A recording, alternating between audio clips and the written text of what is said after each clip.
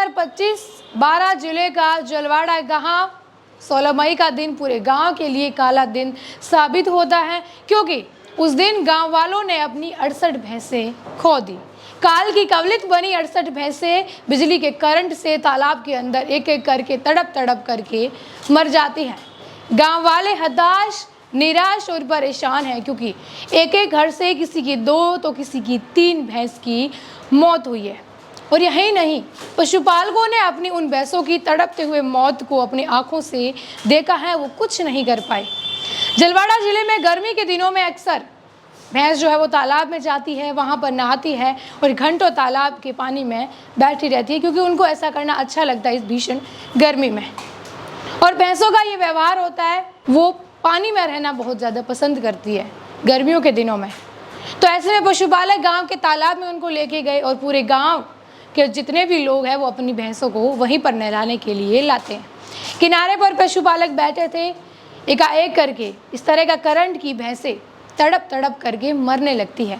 वो कुछ नहीं कर पाते हैं। 10 भैंस झुलस जाती है और 68 भैंस एक साथ मौत के घाट उतर जाती हैं।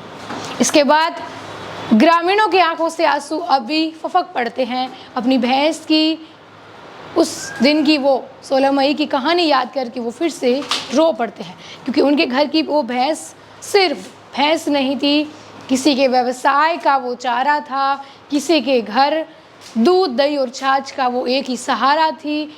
कुछ लोगों का पूरा घर ही उस भैंस के ज़रिए चलता था, क्योंकि 7-8 किलो दूध अगर दिन में 2-2 बार कोई भैंस देती है तो सीधी सी बात है कि उनका दूध का व्यवसाय उसी भैंस, घर भी उसी भैंस के कारण चलता था।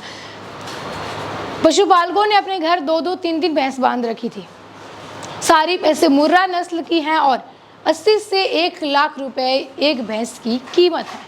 अब गांव वाले इस बात को लेकर के परेशान है कि उनकी भैंस तो चली गई, किसी की 2 भैंस, किसी की 3, और पूरा घर परिवार उनका उस भैंस पर निर्भर था। अब उनका क्या होगा?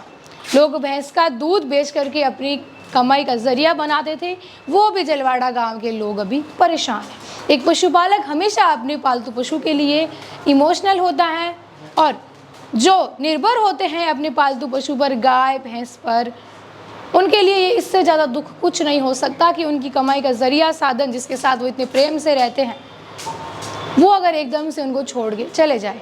लेकिन बात यहाँ पर यह है कि 68 भैंसों को तड़पते हुए उन्होंने अपनी आंखों से देखा है, तो बहुत ज़्यादा परेशान है, उनकी परेशानी जायज़ है। अब मुआवजे के अनुसार उनको राशि 20 से 25 हज़ार तक की मिल सकती है। ग्रामीणों का कहना है कि उनकी 80 हज़ार से 1 लाख तक की मुर्रा नस्ल की वो भैंस है।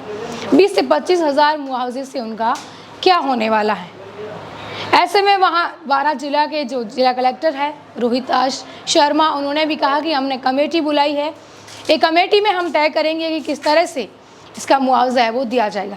लेकिन अब हम बात करते हैं कि आखिर गलती किसकी थी कि तालाब में नहा रही भैंसों में किस तरह से करंट लगा।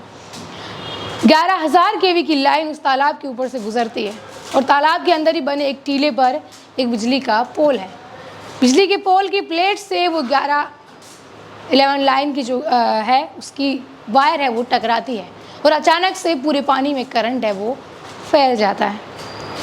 पशुपालक कुछ करते इससे पहले उनकी भैंसें मर चुकी थी। अब कुछ तो गांव वाले ऐसे हैं जिनके आगे उनकी झुलसी हुई भैंस अभी भी तड़प रही है। इसके बाद अब बात मुआवजे पर आके अटकती है। जिला कलेक्टर ने कहा कि वो कमेटी बनाएंगे। यहाँ पर गलती ओवरऑल सामने आई है, वो है डिस्कॉम की।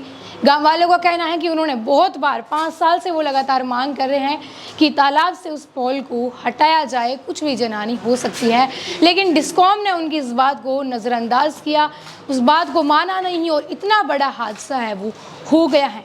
गाँव वालों ने सीधे तौर पर डिस्कॉम को जिम्मेदार ठहराया है। इसमें जिला कलेक्टर का कहना है कि नोटिस भी निकाला था डिस्कॉम ने, लेकिन इस पर कोई ध्यान जो है वो दिया नहीं गया था, और ऐसे में वो काम ऐसे ही रह गया। देखने वाली बात ये होगी कि इसमें किस पर कार्रवाई होती है, और उस मरने वाली भैंसों और उनके पशु जो उनके मालिक थे उनको क्या मिल पाता है और क्या नहीं, क्योंकि भैंस तो उनकी चली गई।